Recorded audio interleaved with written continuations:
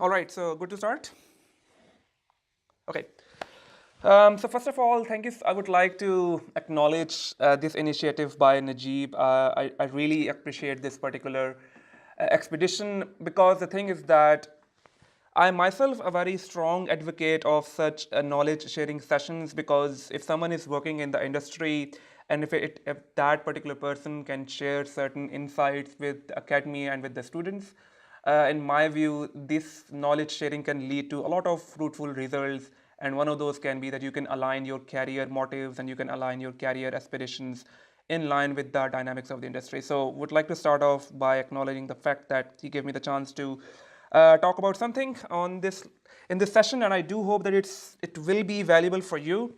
And I do hope that the next 40 to 45 minutes, I hope this is the time that we have for this session, will be insightful for you. And at the end of this, you will have a clearer picture of the agenda that I will be sharing in just a while. So what are we going to talk about today? It's a topic, it's a phenomena, it's something that has garnered so much interest and so much excitement, and I would say so much hope in the community of industry that relates to data. I would say all around the world. It's not just related to Australia or Norway or to a particular country. It's a global trend that's sweeping off the feet of many stakeholders all around the world. And that phenomena is that when databases meet big data, and when this specific and particular intersection of two phenomena and entity happens, then always people have certain expectations because they come with a specific mindset, and we'll see whether that mindset is valid or not. And with those expectations and with that mindset, there is a probability that certain challenges can appear, and whenever there are challenges, there are always opportunities. So we'll have a panoramic view of this particular topic, and it's really a hot topic, a debatable topic currently, and I hope that you will get a lot from this particular session. Najib, just a checkpoint. So everything is okay, audible voice and everything, and the screen is clear? Okay. So very quick introduction about me because it always helps to know who you are talking to and who is talking about a particular topic. So my name is Irfan Ilahi and I'm working as a senior consultant in Deloitte. I'm not sure whether you have heard of the company or not, but it's actually one of the big four companies in the world. And according to various market researchers like Gartner and Forrester, Deloitte has been designated as the leader in the delivery of data and analytics. So Deloitte knows where the trend is going and where the direction is going in the landscape of data and analytics. Plus, I am, as I mentioned before, I am a very strong believer of sharing knowledge and insights with the communities. As a result of that, whenever there is any training opportunity, I leverage that. So Deloitte focuses a lot on internal trainings to enable capability uplift of their members, and they organize data science trainings on periodic basis. And I'm one of the designated trainers there.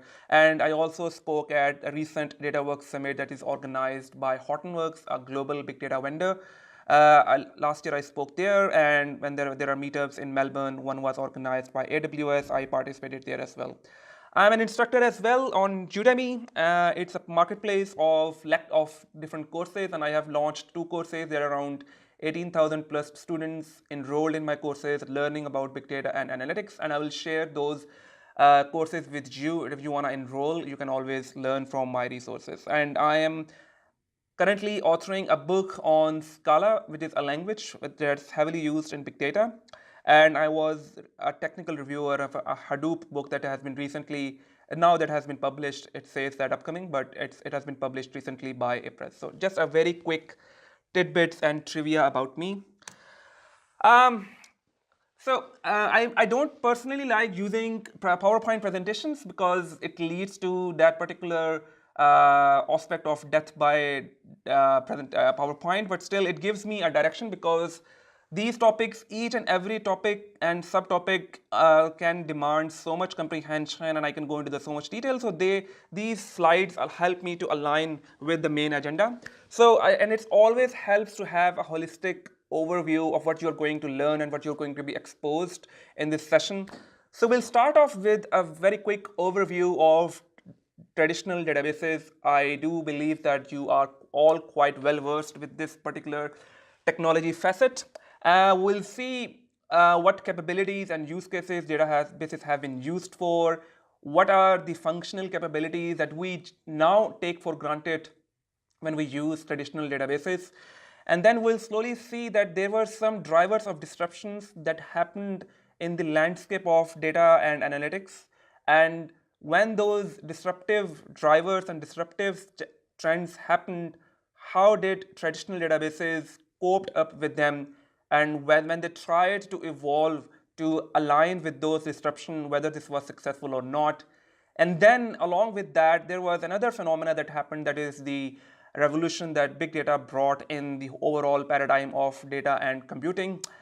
What key proposition it enabled, how was it different from traditional databases, and then we'll see gradually that how big data that was initially developed as an open source project, how it slowly penetrated into businesses and enterprises, and when it gradually infiltrated enterprises and businesses, what started to happen. And that's where business stakeholders had a certain degree of expectation from this particular technology, which proved to be really promising for certain use cases. But when they tried to use that for a very specific use case of data warehousing, that's where challenges start to happen, and that's where a lot of focus is happening as well.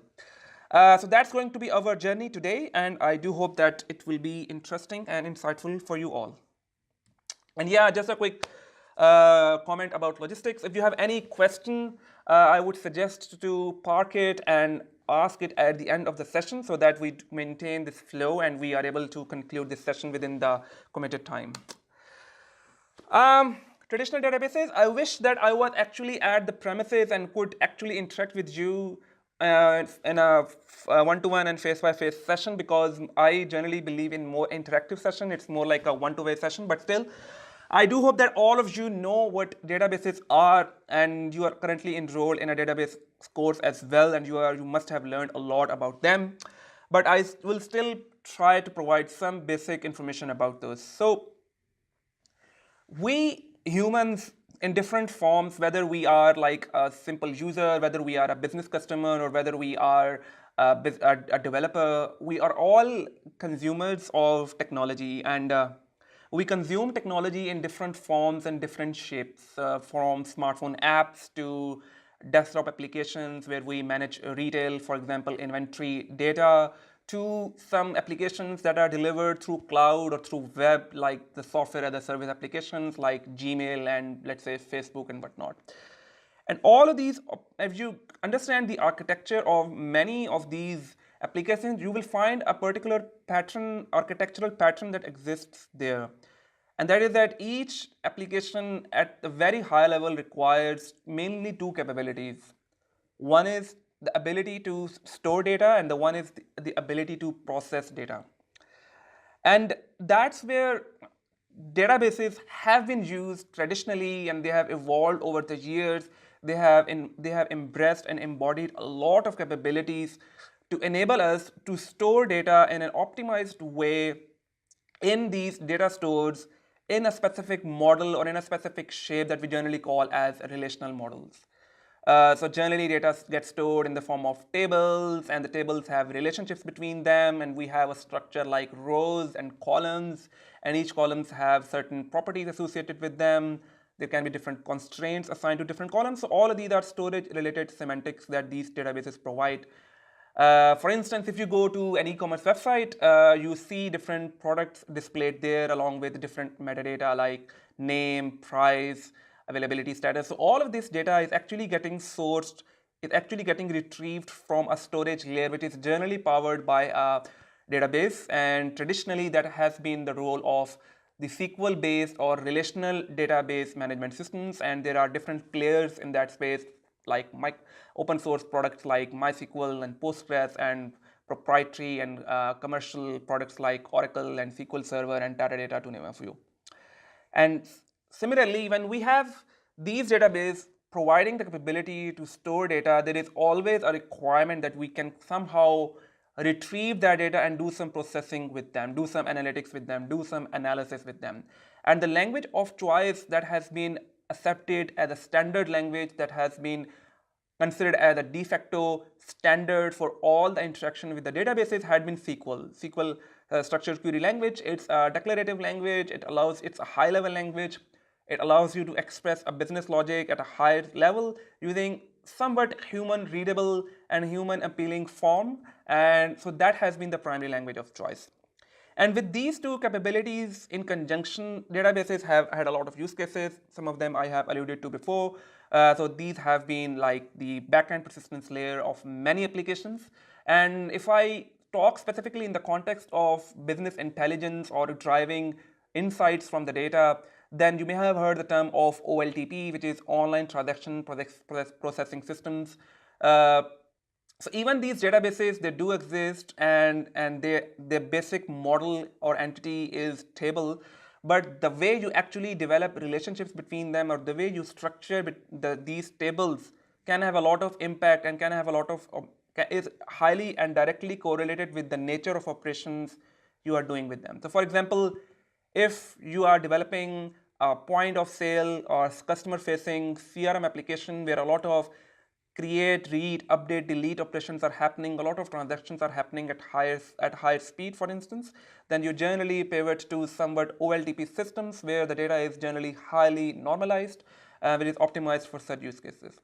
But for other use cases where you want to pivot to something called as reporting, something known as visualization, where you want to understand what's happening with your data, where you want to develop some understanding the story that your data tells, then you actually move from OLTP to OLAP, online analytical processing systems, and you generally do some type of transformations from OLTP to OLAP and all of those things. So and these different systems are then consumed by business people to facilitate a lot of use cases.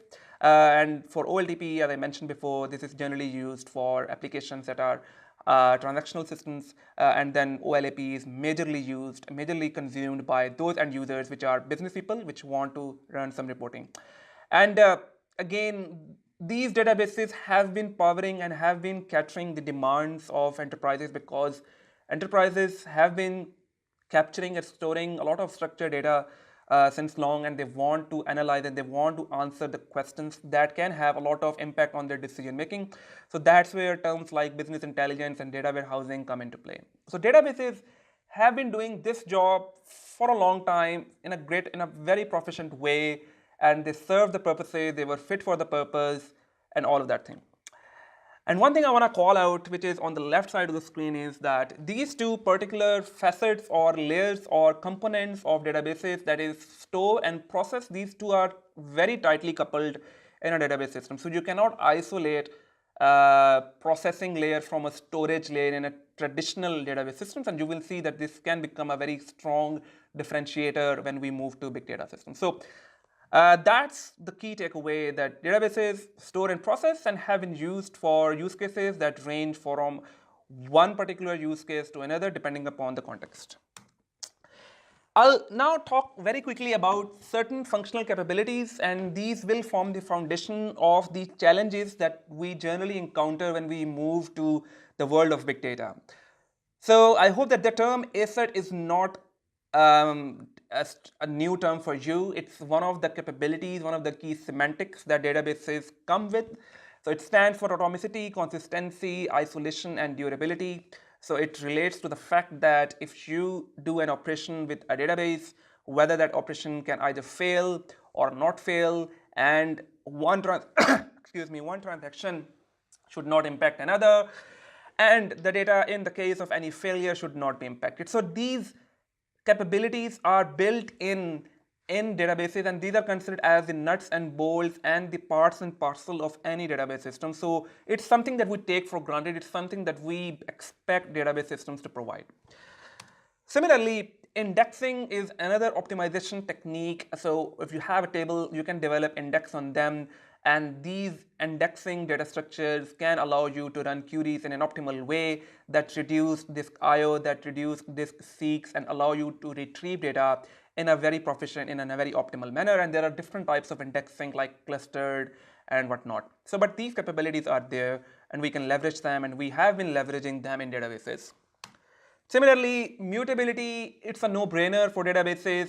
If you have a table, you can quickly use SQL language and issue an update command based on some conditions, and you can similarly delete a specific row in a database. It's something that may seem very trivial to you, but you will sooner see that whether these capabilities hold true and whether these capabilities are valid in the big data world or not. And these are the foundations of many expectations and misunderstandings and ultimately challenges in the world of big data. And unsurpassed SQL support. SQL was built for RDBMS systems, and if you use SQL language, and there are different dialects of that as well. For example, Teradata has its own refined dialect of SQL, and similarly, if you use SQL Server, it's called as T-SQL. So generically, SQL support in these traditional database systems have been amazing, and there are a lot of constructs like common table expressions, recursive queries, and many things that you can easily leverage and that allows you to run very complex queries against the databases, and these have been the foundation of data warehousing systems and business intelligence, ultimately leading to reporting and decision making so far. So these things are there, and these have been the capabilities built into the databases. Now, last decade or so, it's a cliche, but change is the only constant of this universe. So things change, we humans evolve, our thinking evolve, technological landscapes evolve, and our expectation and our utilization patterns evolve as well. Same is the case, and same phenomena happened in the world of computing and storage as well. And we'll see that how these drivers of disruptions, of drivers of change had an impact on the shift that actually triggered the revolution of big data as well. So firstly, and we all may have seen that graphics as well, that maybe a while ago storing an MB of data resulted in a hard disk probably that was so big and bulky enough, and it costed around thousands of dollars or something. But over the years, what we have observed is that compute, that is ability to do any type of computation in your systems, has grown extremely cheaper. And there are a lot of compute technologies, Intel and all of these vendors are coming up with really powerful processing capabilities that are getting used in a lot of servers out there, and those are becoming as a commodity for us to be used. Same is the case with storage as well. A lot of storage itself is becoming cheaper. There are a lot of innovations happening in storage. There used to be magnetic disks, and now we are talking about flash or SSD disks, which are providing really fast IOPS. So things are evolving and things are becoming cheaper. As a result of this, there is a direct consequence of this as well, and that is the data explosion. So with these things that were extremely expensive a while ago, and now it's becoming affordable for the businesses, has now enabled businesses to actually capture, store, and process large volumes of data. So their expectation to actually capture different data points of different types and different formats have grown, with the ultimate goal to gain competitive advantage. So now the businesses do have the capability, or they have the hope, and that hope is realistic and rational enough to store large volumes of data. So previously, terabyte was a huge thing, but now terabyte is just nothing. Even Samsung Galaxy Note 9 was released a while ago, and you can store 1 terabyte in Samsung Galaxy Note 9. So it's not a big thing for now. There is a different variety of data that's coming up. Previously, data used to look in all those sweet and simple and structured tables like delimited and not. Now there are plethora of data formats out there, ranging from JSON to XML to YAML. These are semi-structured, and then we are looking and also doing a lot of processing of unstructured data in the form of text, images, videos. Then there are sensors sending different formats of data, social network explosion, a lot of images, a lot of text, webs, and so much data is there. And similarly, GPS coordinates. So the data is growing. And same as another case is the velocity of data as well. That now new processing patterns are emerging, where businesses used to process data in the form of a batch way. That is, your data used to gather at a central repository. Then you could use schedule batch jobs that run at a specific window, and they process the data and then made available for businesses for reporting purposes. And now things are changing, and now data is getting processed, data is getting generated. There is an aspiration and there is a requirement and there is a demand for that data to be processed in real time so that value is delivered to the customer as soon as possible. So people are now talking about time to value. And similarly, adoption of cloud is becoming a reality as well. So vendors like AWS as Amazon Web Services, Azure from Microsoft, cloud platforms from Google, and many others, they have come up with innovative models, pricing models, and they are making these computing and storage technologies more and more cheaper, available, and affordable for the businesses. So previously, if you want to process data, you had to provision infrastructure and you have to invest a lot of capex in provisioning of infrastructure, which can result in underutilization as well. And now cloud providers are providing pay-as-you-go model, which has reduced the capex, that is the upfront cost, and it has moved to opex. And this all has made all of those things truly possible, which has resulted in a lot of amazing business models powered by data and analytics. And again, all possible because of many of these drivers of disruption. So with these drivers of disruption and with the demand or the desires of businesses to adapt accordingly, that if they want to process more data, there are two ways to it. So one approach is that stick to the investment they have already done in their technological assets, that they have invested a lot in licensing and provisioning and commissioning of their databases. So one approach is that, sure, if the data is increasing and if there is availability of more data sources, let's use or capitalize the traditional databases that we already have that have proven to be trustworthy enough for many traditional use cases. Let's try to mold them or use them for these newer facets as well. And there are approaches to scale traditional databases as well. So it's not like they don't scale, they do scale, and there are different measures and there are different methods you can opt for. For example, you can opt for many of the things that are highlighted here, like denormalization.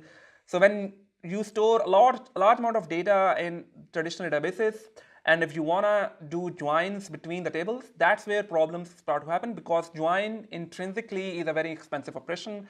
And if you do that on large scale tables, it becomes even more worse. So one approach is that denormalize everything, have duplicate key of data, generate wider tables, that is, do all the joins before, or store data in such a model that you don't need to do join when the query is executed. So that's one approach.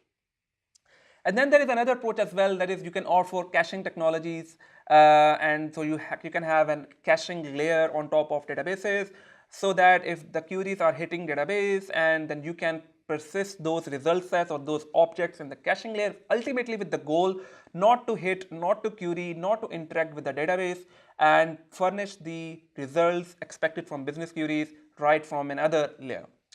And then there are partitioning approaches as well. You can horizontally partition a database into different shards, so that data to a specific partition go to a specific shard.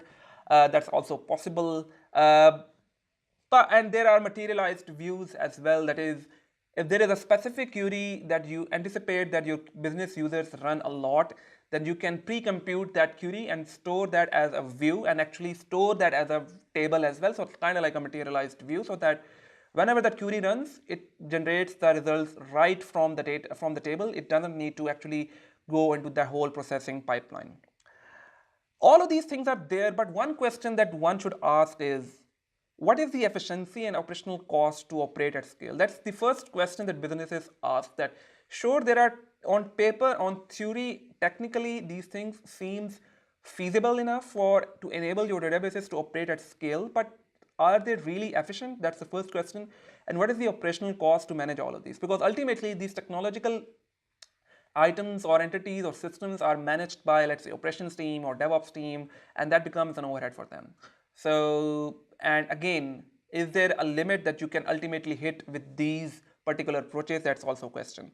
And the second question is, even with these scalable approaches, can you on are these approaches confident enough to encounter and to embrace the volumes of data that we are talking about now, like petabyte scale and the velocity of data and the different variety of data? So, and it's a proven fact that if you try to scale your databases in order to store large volumes of data, it becomes infeasible for you because cost grows exponentially. Because the way databases and the different systems have been provisioned, specifically the vendor solutions, they are provisioned on premium appliances which are costly enough, and there are licensing challenges as well. And also, these databases are really good for storing primitive types like int, varchar, and whatnot. But when it comes to actually storing large unstructured data, then these are really not good fit for the purpose, and these run into the challenges. So, so that's like a desperate attempt, and there is the right image actually shows as well that there is a truck which represents a trend going towards the explosion of data and technological evolution, and this poor guy is struggling a lot with some measures desperately to cope up with that. So I view databases, it's a metaphor for that.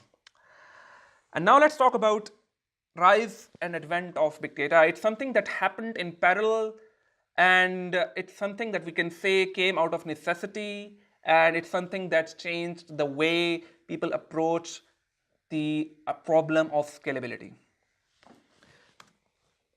So, key propositions of big data. Why big data is such a buzzword and it has become the most demanding job in today's industry, and why everyone is embracing big data from different in different verticals, ranging from huge companies like Facebook and Google, from where these technologies actually emerged, to different businesses, even telecommunication, and let's say different sectors as well. So what actually did big data enable that really set the records straight and actually sparked and enabled a lot of expectations and use cases that gave businesses a lot of competitive advantage?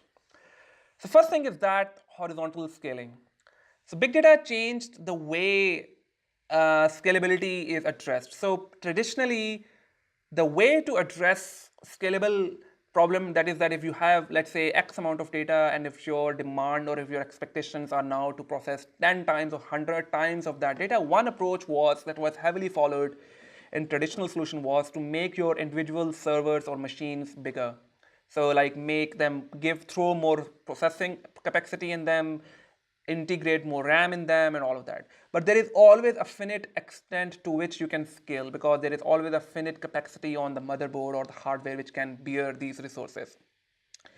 So big data addressed this problem in a radically different way. So it's according to the technologies that operate in big data, the way they work is that you don't scale up, rather you scale out. So you actually develop or commission or provision a cluster of machines, a set of machines that work together. We call those machines as cluster, and these machines pool their compute and storage resources, and they work in coordination ultimately with the goal to do parallel processing or distributed computing. So you don't work with one machine, you work with a set of machines, individual machines working in parallel on a specific task that is actually done or orchestrated and coordinated or executed by the compute engines that we will see.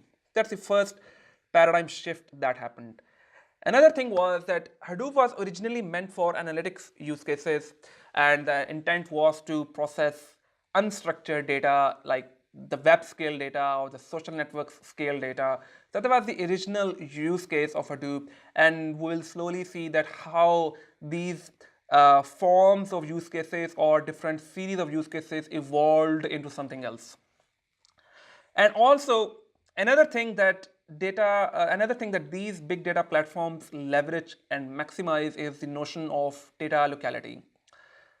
So previously, if you had to process data, you have to bring the data into the databases. So for example, if your databases reside in one portion of your network and your data source, let's say, reside in another portion of the network, and if you want to process that particular data, then you have to bring that data to the databases and enable processing there.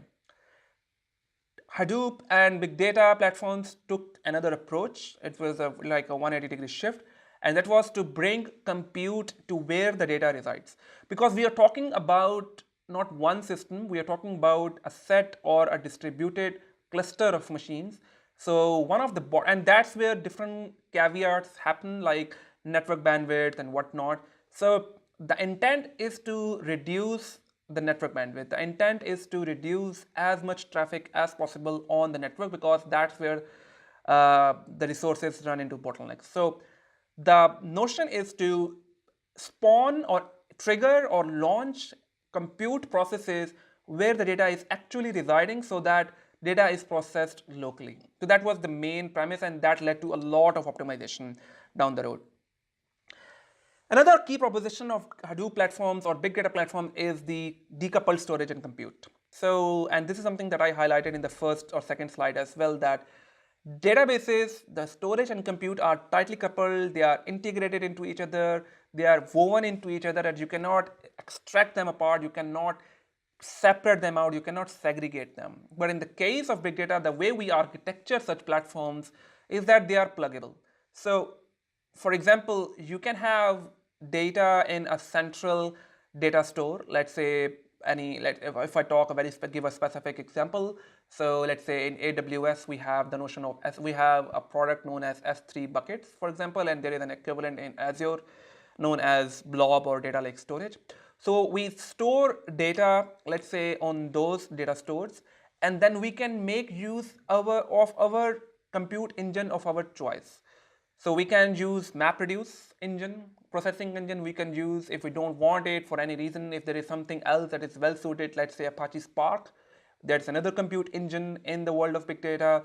If that's for some reason is not well aligned with your use case, you can use another engine like Hive or Impala or Flink or Storm or Samza, and the list goes on. But the point is that it's a pluggable architecture. So if you have data residing, you can plug a compute engine, do the processing, and then generate the results right back to the storage, and then another processing engine can come, do the processing, and then generate the results. So that's a very different, and that ultimately unlocks other use cases like multi-tenancy and other things as well. Another thing is the fault tolerance, because Hadoop initially pitched the unique value proposition that instead of opting or purchasing expensive machines that was the norm in the traditional databases, rather provision a cluster of machines on cheap commodity hardware. And with this notion, the cost element, as we'll talk in the next point, went down significantly, but other risk elements emerged as well. And one of those risks were that these commodity machines or cheap machines or inexpensive machines have higher probability of failing for any reason.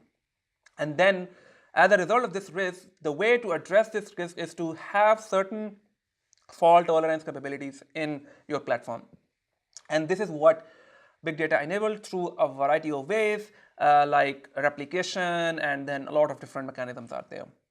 So, but what you are assured is that even if your machine fails, or even if your machine goes down or crashes, your operations are uninterrupted, your data still remains available, you can still process the data, you can still consume the data. So that's the proposition of the big data platforms, which is much different from the traditional ones. And then CapEx, OpEx, and total cost of ownership reduced significantly, because we are now talking about commodity hardwares. We are now using Hadoop as an open source platform, and the licensing challenges are lesser. And if you want to scale, you can scale out, and so there is no need to purchase expensive machines. So, and as a result of that, these are some of the enablers or propositions that pose to be highly favorable for its widespread adoption. Now, the thing is that it's a very famous diagram, and I wanted to include that for any reason, and that is the CAP theorem, and it's actually it's actually coined by one of the famous scientists named as Eric Brewer, I suppose. And this relates to certain constraints when you try to optimize on certain dimensions. So, for example, there are 3 points to it. One is A stands for availability, C stands for consistency, and P stands for partition tolerance. And according to this theorem, you can have at most two of the capabilities in any system. You cannot, we are not able to devise any system that maximizes all these three as of yet. If you could do, that will be groundbreaking innovation. Anyways, so this, according to this theorem, you can have at most two characteristics in your system. So availability means that if you have written data to your system, that should be available for you right away. It's not like your query is like getting waited or data appears to be unavailable. That should not be the case. The consistency means that if I write data, no matter to one node or any node, that, and if I read that data back, I should get consistent view. It should not be like if I write A and someone else reads it, that guy is reading B. That's not something that's desirable if you are maximizing or acing consistency property. And partition tolerance means that how conveniently or optimally you can partition. Partition means you can scale out, you can distribute, you can introduce multiple nodes, and you can distribute your data onto different systems. So traditional databases lie mostly on the A and C spectrum. So they maximize availability and they maximize consistency. But as you go away from these, so and the big data platforms generally maximize partition, and then there are two flavors of the databases or data stores in big data. The ones that with partition, they maximize availability, or with partition, they maximize or ace or optimize or adopt or embrace consistency. So you will find two flavors of databases or data stores in the world of big data that are doing with partition either availability or consistency, and there are certain products written here as well. For example, the ones that leverage availability and partition tolerance, the famous one are Cassandra and CouchDB and DynamoDB as well, and the ones that and these systems relax consistency, and these are called as somewhat eventual consistent solutions as well. So for example, if you are using Cassandra, there is a probability that your data may become consistent after a while. So that's something that and it again relates to the use case as well. This may be a very critical issue for financial systems, but it may not be a very big issue, let's say, for social networks. So for example, if I have liked my friend's picture, it doesn't become end of the world if it doesn't become available immediately. It can appear, let's say, after a minute or a second or so. So the delay at some instances or use cases or context is acceptable. And as a result of that, these databases fit well in those scenarios. But there are other classes of data stores like HBase and MongoDB that actually maximize or optimize partition in terms of consistency. They enforce, they emphasize on consistency a lot. So as a result of that, you get consistent view of the data no matter you query one node or any node or whenever you query that. So that's something, a dimension that I want to highlight. It's something to think about as well. Now that gives you a framework to select the right database for the right use case as per your architectural requirements as well. Just in interest of time, so I think in 2004, Google came up with the MapReduce paper that actually led to the birth of the open source project named Hadoop by a guy named Doug Cutting, probably I think he was working in Yahoo. So initially, Hadoop was launched with two propositions or two key capabilities, and that was storage and compute. So for storage, Hadoop enabled a distributed file system known as HDFS, and for compute, it launched with the compute engine known as MapReduce. So that was the initial birth, or the way, that was the view, or that was the snapshot of Hadoop when it was launched.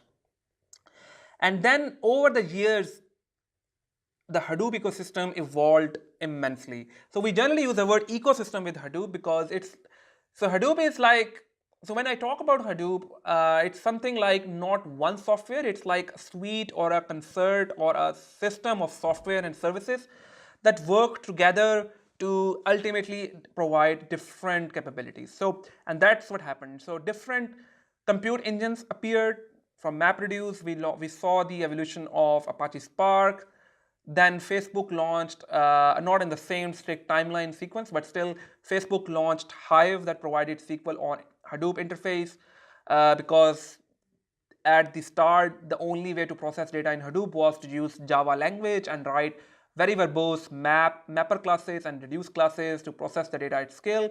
So Hive was a turning point in the world of big data that provided SQL interface to Hadoop. That is, if you have data in the cluster of machines, you need to process them. You don't need to necessarily write Java code. You can use the well-known and friendly SQL language to process the data. So, and similarly, many others players come into the picture as well. Initially, it was launched with distributed file systems, and different databases come into the picture like HBase, Cassandra, and the list grew. So that was one thing that was happening. And then another phenomena that we all observed was that it was an open source product. It's still an open source product. You can download it, use it for free. But for something to be accepted by enterprises and businesses, it's of critical importance that what type of support is available for that system and what software and that software. Because trust me, no matter how stable a system is, it can run into issues. And open source systems, because they are continuously evolving with different releases happen, there are always risks of systems getting into issues. So support is a very big challenge. So we saw different companies doing commercialization of Hadoop. So Cloudera, Hortonworks, MapR, Pivotal, and then Amazon launched EMR. So all of these things happened with the notion that sure, Hadoop is a promising technology.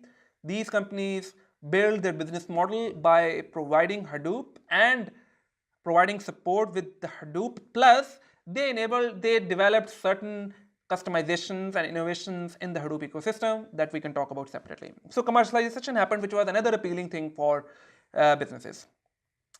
And then there are different capabilities that are very near and dear to enterprises that started emerging in Hadoop. For example, initially Hadoop was really insecure, and then security constructs like authentication through Kerberos that was enabled in Hadoop. There is always a notion of role-based access control, like who can access what table and what database and can issue what type of query. So such type of authorization controls got enabled in Hadoop through services like Sentry and Ranger. And similarly, encryption capabilities appeared as well. Data lineage capability appeared as well. For example, if you have created a table and if you want to do an audit or a lineage analysis that how this table came into existence, what was the source of that table, what queries did you run, and whatnot. So these things are really important for enterprises, and these capabilities appeared in Hadoop in different vendors or even in open source space as well. And with these growing capabilities, we observed over the years that it enabled and unlocked series of use cases as well. So stream processing tools or technologies appeared in Hadoop, like Apache Spark, Storm, Flink. All of these compute engines enable you to process the data in real time as and when it appears. Apart from that, if we talk about storage specifically, then there are a lot of databases optimized for storing streaming data as well. So those appeared as well, like HBase, like MongoDB, like CouchDB, like Cassandra, and all those. So NoSQL databases appeared as well, and compute engines appeared as well, and then analytics. So then people started talking about doing machine learning on big data scales, and that's where machine libraries like Mahout in open source space came into the picture. Spark, one of the most leading big data computing engine, introduced Spark machine learning library, and then the trend started, like different platforms started offering machine learning capabilities, so different use cases enabled.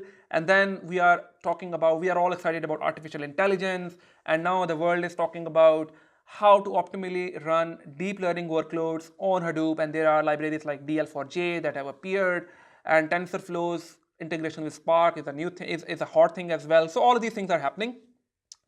And also in conjunction with that, because businesses, they were used to traditional databases, they were skilled in SQL language, Java, and all of those things were like a very dreadful thing for them. So, and SQL, by all means, I personally don't like SQL that much because I come from a computer science background, but still SQL in various reasons, in various scenarios provide a lot of convenience. So big data community focused a lot on enabling SQL interfaces on Hadoop as well. So that's where we saw Hive, Impala, Presto, Drill, and all of these products coming into the database and the big data platform so that you use SQL language to process data. And that also accelerated the adoption of big data into the enterprises. So with all of these things happen, businesses saw, sure, it's an amazing technology, it's cheaper, it's reliable, it's scalable, we can use it with SQL, we can use it for a lot of use cases. Now, why not we use that for our good and old data warehousing use case? So that was an eureka moment, that was a question mark that triggered a lot of, I would say, misalignment of expectation and challenges and again opportunities as well. Because data warehousing is a purely traditional use case where you start from the tables that are highly normalized and you run ETL jobs like, you run ETL jobs like stored procedures and whatnot to transform that data into certain structure, typically called as dimensional models, star schema and whatnot, so that your queries run optimally. So data warehousing in a simple naive term is a way to transform your data from normalized form to a specific data model that looks like a star schema. So you have mayors and then you have different dimensions, and then we talk, and there are different technologies like cubes that are built on top of these as well. So, and companies like Teradata and Microsoft SQL Server had invested and had matured the traditional technology immensely over the decades to serve the data warehousing use case. But for businesses, they were proving to be cost inefficient and inefficient in terms of scalability. So they had a view that why don't we leverage the same promising big data platform for this use case or not, because it has SQL, it's cost effective, so why not use that? So to me, it's like smartphone. So you use smartphone for a lot of use cases, like you use for SMS, you use it for calls, you use it for taking pictures, you use it for social networking. So similar analogy is like big data. You use it for a lot of use cases. Now, what about enabling it for another use case, that is data warehousing? Now, that's the last slide of my talk, and I will talk about a couple of data points in here.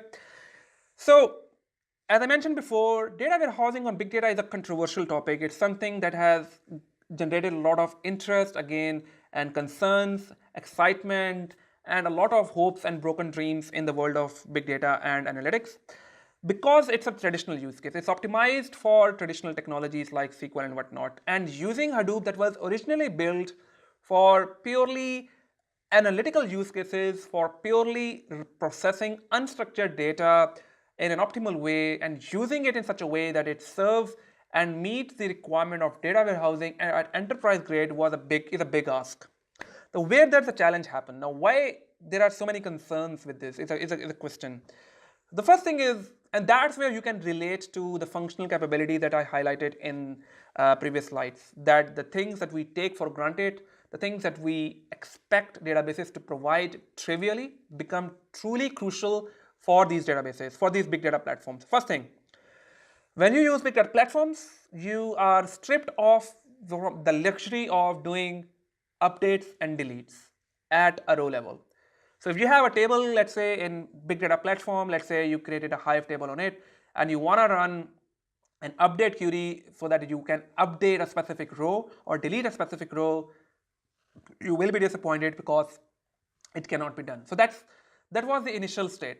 And I will highlight, like with the new opportunities, this statement is not 100% true. It can be done, but it's not as optimal and it's not as trivial as is in the case with the databases. Because the thing is that we're talking about a distributed systems, and updates is like you're changing state of objects, and maintaining state and compaction there are a lot of moving parts there. Similarly, big data enabled and introduced a lot of NoSQL databases and NoSQL databases actually store data in the form of objects that are not purely tabular or relational, and there is no support for joins, and there is no typical support for purely relational database like things like primary key and whatnot. And also these NoSQL databases like Cassandra and HBase, they are extremely good for those use cases where you want to query where you want to do random access, where you want to do range queries, or where you want to access or get data at a high scale with a high volume and a high speed. But if you want to do relational processing and the nature of queries that are executed in data warehouses, they are not fit for that. Then comes two things which are quite related, that is table locking and ACID. These things are there in big databases. If you want to use big data platforms for data warehousing, these things become blockers. So there is, if you use Hive or if you use, for example, Impala, table locking becomes a concern. And this is something that we saw in the project that I'm working on. So certain tools provide that, but there are some challenges with those tools. The tools that are optimal don't provide that, so you come up with workarounds to enable these things. So table locking becomes a challenge. There is no ACID support available in majority of Hadoop ecosystems. So it becomes a challenge as well. How will you ensure atomicity and all of the good things that come with ACID? There are no constraints like foreign key and primary key in majority of the Hadoop ecosystem products, which is crucial for optimal data warehousing operations. There are no indexing in many of the Hadoop ecosystem products, which can result into suboptimal queries that are like crucial or important or mandatory for data warehousing. When you use, I'm not too sure how across you are with the process of with the technologies like multi-dimensional cubes and whatnot. So Microsoft product suite offers SQL Server Analysis Studio analysis services, and that's where you can build cubes that ultimately allow you to do a lot of slicing and dicing optimally. Businesses want to build cubes sourcing the data from Hadoop ecosystems, and that's where challenges happen, where Hadoop systems like Impala and Hive supports tabular, they don't support multi-dimensional, problems appear. And SQL coverage is a problem. You don't have recursive queries, you don't have common table expressions, you don't have many of the things that are there in databases. And if you want to run data warehousing like workloads in Hadoop, you run into a lot of issues. But with these challenges, there are always opportunities. So the work is in progress, and there are a lot of products, and we'll see, that are emerging in place. And if you want to work on addressing these problems in the big data space, if you are, let's say, an open source committer, or if you want to work on a final year project and research thesis, and that's up to you. But still, these are the things that are being done in the big data community extensively to address many of these problems. So what we are seeing is that many new products are appearing that provide these lack of functional capabilities, like in-place mutation. So there are products like Apache Kudu. Cloudera really pushes Cloudera. One of the vendors of Hadoop really pushes and pitches that product because it supports updates and deletes at a row level. Now that's a good thing, but when you use that product, you would find that you run into a lot of challenges if you want to use Kudu at scale, because it requires a specific infrastructure of a certain scale to persist. And similarly, Apache Ignite is another product. Under the hood, it's a key value pair, but it gives you a SQL interface and it allows you to run updates. Is it good? Is it production grade? Is it enterprise ready? Always the question. Similarly, there are new products appearing like Apache Kylin, that is by eBay, that is to enable building of cubes on top of Hadoop, so that they enable advanced indexing capabilities. Such products are appearing. There are a lot of products that are appearing in the data virtualization space. So products like Denodo or AtScale that actually provision a virtualized layer on top of your ecosystem, on top of your infrastructure. And so your models like cubes and dimensional models are built on those virtualized layer, and they integrate all data sources. Something is happening there. There is a lot of work happening in the existing product space. So Hive is the de facto and the leading SQL on Hadoop technology. And in view of these lack of capabilities, work happened a lot, and Hive introduced ACID capability. To some extent, there is now how confident the big data community is using that ACID capability is a question again. Again, SQL interface to everything is becoming a trend. Apache Kafka is a message queuing application. Again, because enterprises are increasingly adopting big data platforms, so the drive to have SQL face to everything is becoming more and more a trend. So Spark introduced Spark SQL. Ignite gives you a SQL interface as well. And a lot of shift and trends is happening, that is changing, moving from your on-prem. So you can provision a big data platform on your premise, or you can provision the big data platform in cloud. And in cloud, there are always two options. That is, you commission the virtual machines, configure everything, apply all the patches, do all the things by yourself, and then enable or configure and install Hadoop on top of it. So that's one way to go about it. The second way to go about it is more something called as cloud native. So that's like a platform as a service offering. So that's the trend that's happening, that vendors like Databricks, vendors like Azure, vendors like Amazon are offering Hadoop as a service, as a platform as a service. So the operational overhead of setting up a Hadoop and doing all the configuration and all the dirty work becomes over, and it becomes non-existent. And actually what you do is that the Hadoop platform becomes available for you to be used for your business operation. So that's where a lot of challenges, a lot of work is happening as well. So I conclude by saying that what lies beyond. I would say that while working in this space, working with leading telecommunication and clients of different sector, working in an organization which is the Big Four consulting firm, what I see, it's my personal view, maybe right, maybe wrong, but still, is that data warehousing on Hadoop is becoming a norm, is a trend. It's like is a, what I would say, an obsession. It's a wrong word, but still it's something becoming really, really important and crucial for businesses. And various brands, like various companies like Cloudera, are positioning themselves. They are big data vendors, but they are branding themselves as data warehousing solution provider. Is it true, false? It's another debate. And again, in my view, the true success will lie in the sweet spot where the capabilities of big data platforms evolve, and also some change also happens in the mindset and the expectation of the stakeholders as well. If the stakeholders continue to envision, assess Hadoop with the same mindset that they have with the traditional, as they come from the traditional data warehousing background, they will always find deficiencies and shortcomings in Hadoop, which is, in comparison to those technologies, is a new technology. So in my view, the balance of having enhanced mindset and the evolution of the stack will enable a lot of opportunities.